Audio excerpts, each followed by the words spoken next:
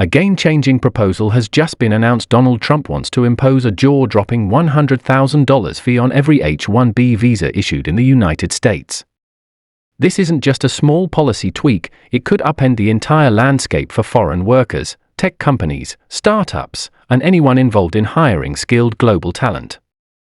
Whether you're an immigrant currently holding an H-1B visa, an employer relying on international professionals, or simply someone interested in how immigration shapes America's economy, you need to hear this.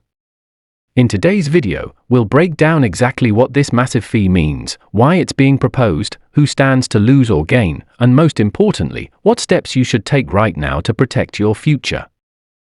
Stick around, because this development could reshape the workforce and innovation in the U.S. as we know it. First off, let's quickly recap what the H-1B visa actually is. The H-1B visa is a non-immigrant visa designed to allow U.S. employers to temporarily hire foreign workers in specialty occupations.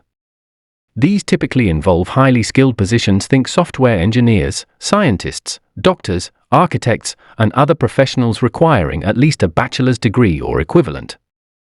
It's a key tool that many American companies use to fill talent gaps when they can't find enough qualified workers domestically.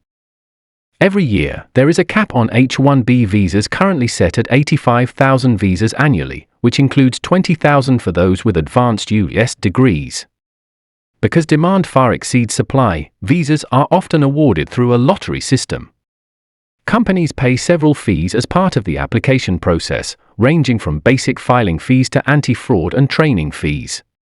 Typically, employers spend a few $1,000s per application, but nothing close to $100,000.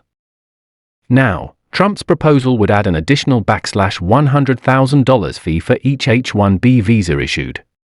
This fee is being pitched as a way to curb what his administration and many supporters see as the misuse of the H-1B system. The argument is that companies have been abusing the program by hiring cheaper foreign workers instead of investing in U.S. talent, thereby depressing wages and reducing job opportunities for American workers. Supporters of the $100,000 fee say it would force companies to think twice before sponsoring foreign workers. By making the process prohibitively expensive, they argue, companies will prioritize hiring American citizens, invest more in training local talent, and ultimately boost the domestic workforce. This ties into broader America First economic and immigration policies that emphasize protecting American jobs and industries. But critics are sounding the alarm. They warn this proposal could devastate key industries, especially tech, healthcare, and research sectors that heavily depend on skilled foreign workers. A $100,000 fee would be financially impossible for many startups, small businesses, universities, and non-profits, potentially shutting them out of accessing international talent. This could slow innovation, reduce competitiveness, and limit the ability of U.S. companies to lead in global markets. The impact on foreign workers could be equally severe. Many highly skilled immigrants come to the U.S. on H-1B visas with hopes of building long-term careers and contributing to the economy. The new fee could dramatically reduce job opportunities, increase uncertainty, and create barriers to legal work authorization. Some fear it could push talented individuals to seek opportunities in other countries with more welcoming policies, such as Canada, Australia, or European nations. There's also the question of who would pay this fee. Legally, the employer is responsible for H-1B application fees. However, with such a large sum, some companies might try to pass costs on to workers through lower wages or require employees to shoulder part of the expense, though this is prohibited under current rules. How this would be enforced or regulated remains unclear. Let's also consider the broader economic context. The tech industry, for example, has repeatedly warned of labor shortages. There simply aren't enough qualified American workers to fill all available roles in areas like software development, artificial intelligence, cybersecurity, and biotech. Removing or severely limiting access to H-1B workers could exacerbate these shortages, leading to project delays, increased costs, and stifled innovation. Healthcare is another critical sector. Many doctors, nurses, and medical researchers come to the U.S. on specialized visas. A sudden hike in visa costs could reduce the influx of talent, worsening existing staffing shortages in hospitals and clinics, especially in rural or underserved areas. We should also look at the global competition for talent. Countries like Canada have been actively reforming their immigration systems to attract skilled workers more easily and affordably. The European Union is introducing blue card programs to facilitate high-skilled immigration. If the US imposes such a punitive fee, it risks losing out to these more attractive destinations. Politically, this proposal fits into a broader narrative of immigration restriction and job protectionism that has been prominent in recent years.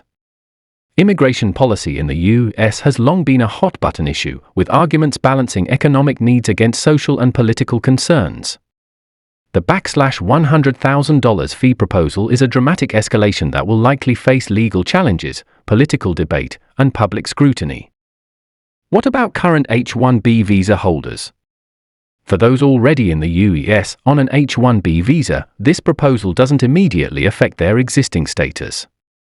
However, it could limit their ability to renew visas or change employers if companies decide not to sponsor new or existing employees due to cost.